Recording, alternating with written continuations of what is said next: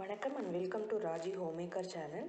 இன்றைக்கி நம்ம மதுரை ஸ்பெஷல் கறி தோசை வீட்லேயே எப்படி செய்யலாம் அப்படிங்கிறத பார்க்கலாம். இது ரொம்ப சிம்பிளாக 10 நிமிஷத்துக்குள்ளே செஞ்சுக்கலாங்க. இது எப்படி செய்கிறதுன்னு பார்க்குறதுக்கு முன்னாடி நமக்கு தோசை மாவை கண்டிப்பாக நம்ம வச்சுக்கணும். தோசை மாவு வீட்டில் ரெடி பண்ணி வச்சுக்கோங்க. ராஜி ஹோம் மேக்கர் சேனலை இது வரைக்கும் சப்ஸ்கிரைப் பண்ணாதவங்க சப்ஸ்கிரைப் பண்ணிவிடுங்க. பக்கத்தில் இருக்க பெல் ஐக்கானையும் கிளிக் பண்ணுங்கள்.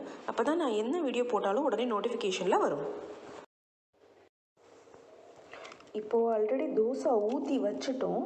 இப்போ அந்த தோசையை சிம்மில் வச்சுருங்க. அதுக்கப்புறம் இப்போ நான் என்ன எடுத்திருக்கேன்னு பார்த்தீங்கன்னா, வெங்காயம், பெரிய வெங்காயம் சின்ன சைஸ் எடுத்திருக்கேன். இதில் ஒரு பச்சை மிளகாய், கொத்தமல்லி சேர்த்துருக்கேன். ப்ளஸ் ஒரு முட்டை எடுத்திருக்கேன். இப்போது இந்த வெங்காய கலவையில் கொஞ்சமாக மிளகுத்தூள், உப்பும் சேர்த்து கலந்து வச்சுருக்கேன். இப்போ இதோட நல்லா மிக்ஸ் பண்ணி தனியாக எடுத்து வச்சுக்கோங்க. நல்லா கலந்துடணும். ஸ்பூன் வச்சு கூட கலந்துக்கோங்க.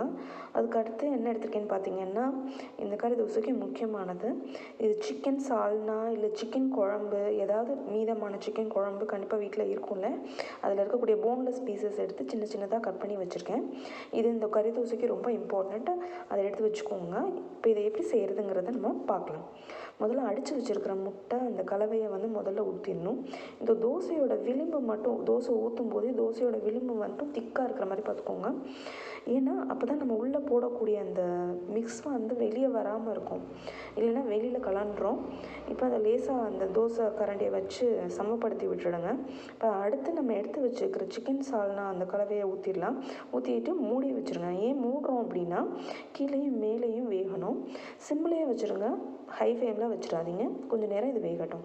இதுக்கப்புறமா நம்ம எடுத்து பார்க்கலாம். இப்போ ஓரளவுக்கு வெந்துருச்சு, முக்கால்வாசி வெந்துருச்சு.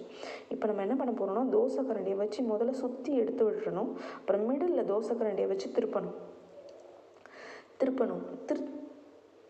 திருப்பும்போது கொஞ்சம் கவனமாக திருப்புங்க. அவ்வளோதான், திருப்பியாச்சு.